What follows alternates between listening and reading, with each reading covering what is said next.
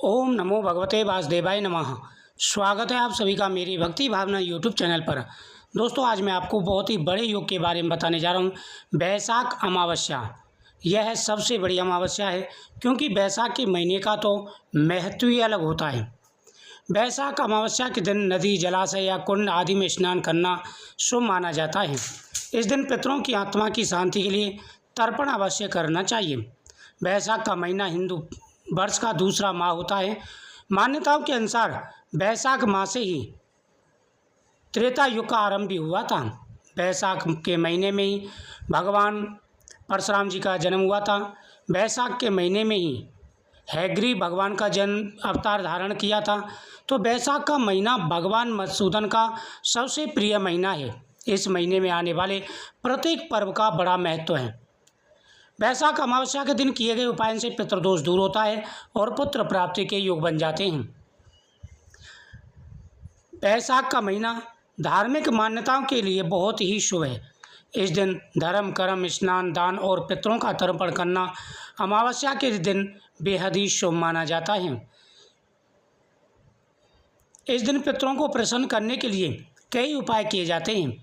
माना जाता है कि इनसे पितरों का आशीर्वाद बना रहता है।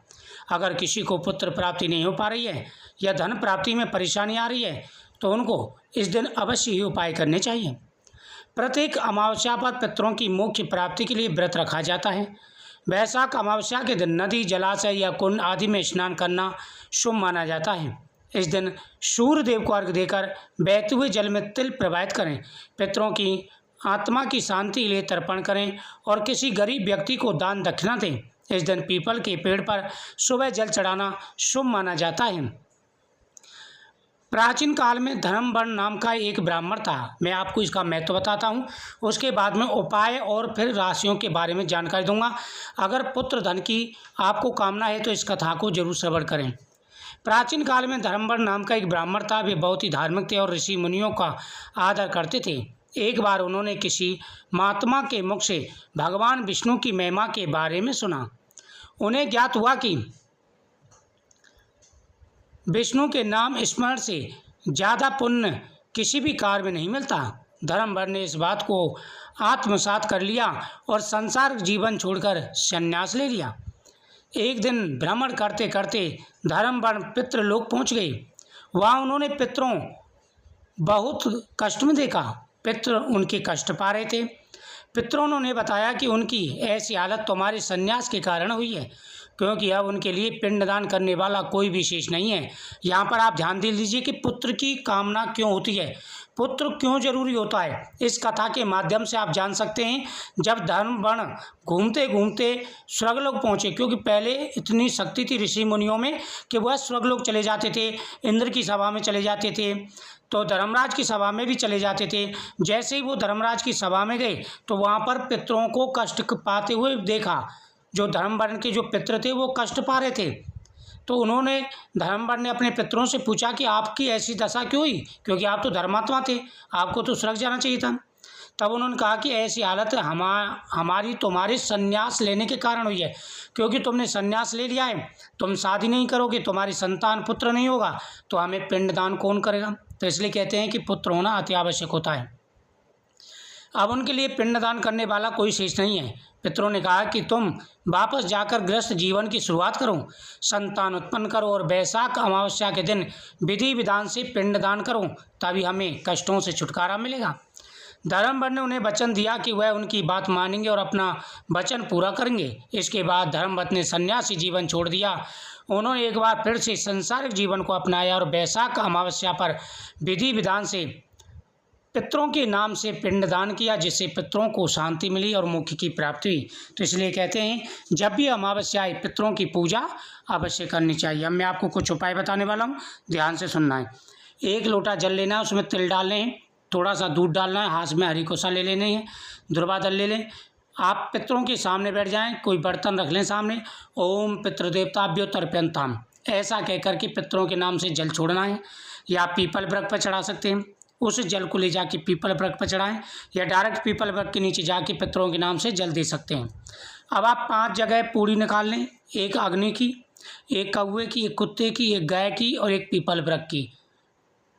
ये पाँचों आप निकाल लें, अग्नि की छोड़ें, फिर पीपल वृक्ष की चढ़ा के आएँ, फिर कौवे की डालें, फिर गौ माता की, ये सभी होनी चाहिए और साथ ही कुत्ते की भी। तो ये निकालने हैं आपको, पंचग्रास कहते हैं, इससे पितृ प्रसन्न होते हैं। फिर पितरों के नाम से आप दान पुण्य करें, ब्राह्मणों को भोजन कराएं। पितरों के सामने आपको एक दीपक जलाना है, पितरों से प्रार्थना करनी कि पितृ देवताओं हमें आशीर्वाद प्रदान करें। इस प्रकार से आपको पूजन करना है। भगवान शिव का और भगवान विष्णु का भी पूजन करें और इस दिन गौ माता का पूजन करें। ब्राह्मणों के लिए दान पुण्य करें, पितरों के नाम से, आपके जो बुजुर्ग होते हैं उनके नाम से ब्राह्मणों के लिए दान पुण्य करना चाहिए। दीपदान पीपल वृक्ष के नीचे, भगवान विष्णु के सामने, माता लक्ष्मी के सामने, भगवान शिव के सामने, मंदिर के दरवाजे पर, चौराहे पर, जहाँ जैसा आपको संभव हो जाए आपको दीपदान जरूर करना चाहिए। इससे आपकी मनोकामना अवश्य पूरी होगी। तो आप जो भी उपाय करेंगे उसका फल तो आपको बहुत ज़्यादा मिलेगा और पितरों का आशीर्वाद भी प्राप्त होगा। अब मैं राशियों की जानकारी दूंगा, ध्यान से सुनना। देखो, इस दिन योग बहुत अच्छे बने हुए हैं क्योंकि ग्रहण की स्थिति बहुत ही अच्छी है। इसकी वजह से मेष राशि, वृषभ राशि, कर्क राशि, सिंह राशि, तुला राशि, वृश्चिक राशि, धनु राशि, मकर राशि, कुंभ राशि और मीन राशि, ये राशियाँ हैं जो इस दिन बेहद ही ज़्यादा शुभ और भाग्यशाली रहने वाली हैं। तो दोस्तों, योग बहुत ही अच्छा बना हुआ है। आप इस दिन पूजा जरूर करें, पितरों के नाम से दान पुण्य करें। गौ माता को एक वस्त्र उड़ा करके जरूर आएँ। गौ माता को अगर आप वस्त्र उड़ा के आते हैं, जैसे प्रत्येक कार्य में आपके में रुकावट आती है, पुत्र प्राप्ति नहीं हो पाती, धन प्राप्ति नहीं हो पाती, परेशान हो चुके हैं, दुखी हो चुके हैं, घर में कोई ना कोई परेशानी लगी रहती है, तो पितरों के नाम से गौ माता को एक वस्त्र उड़ा के जरूर आना चाहिए। पितरों के सामने खीर का प्रसाद रखें, सफ़ेद पुष्प चढ़ाएं, दीपक जलाएं, पितरों से क्षमा याचना करें कि पितृ देवताओं अगर हमसे कोई भूल हुई हो या हम कोई आपका कुछ करना भूल गए हों तो हमें क्षमा करें और हमारे ऊपर अपनी कृपा दृष्टि बना रखें। तो इस प्रकार से आपको पितरों की पूजा अवश्य करनी है।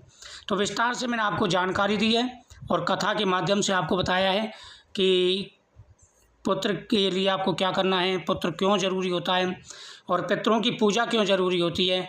तो आप पितरों की पूजा करेंगे तो आपका ही जीवन सुख रहेगा, खुशी रहेगा, आपके जीवन में ही खुशियाँ आएंगी। अगर आप पितरों को नहीं पूछोगे, अगर पितरों को नहीं मानोगे, अपशब्द कहोगे, तो जीवन आपका ही कष्ट में होगा। तो इसलिए विशेष रूप से ध्यान रखें और पितरों को भूल के भी ना आप अनदेखा करें। मुझे उम्मीद है आपको ये जानकारी बहुत ही अच्छी लगी होगी। तो वीडियो को ज़्यादा से ज़्यादा शेयर करें, चैनल को सब्सक्राइब करें, कमेंट में ओम पितृ देवताभ्यो नमः जरूर लिखें और साथ ही इस मंत्र का आप इस दिन जाप भी करें। आपकी प्रत्येक मनोकामना अवश्य ही पूरी होगी। अगर आपको कोई किसी प्रकार के स्वप्न आते हैं पितरों के या कोई कष्ट है तो आप कमेंट में जरूर लिखिएगा। ओम पितृ देवताभ्यो नमः।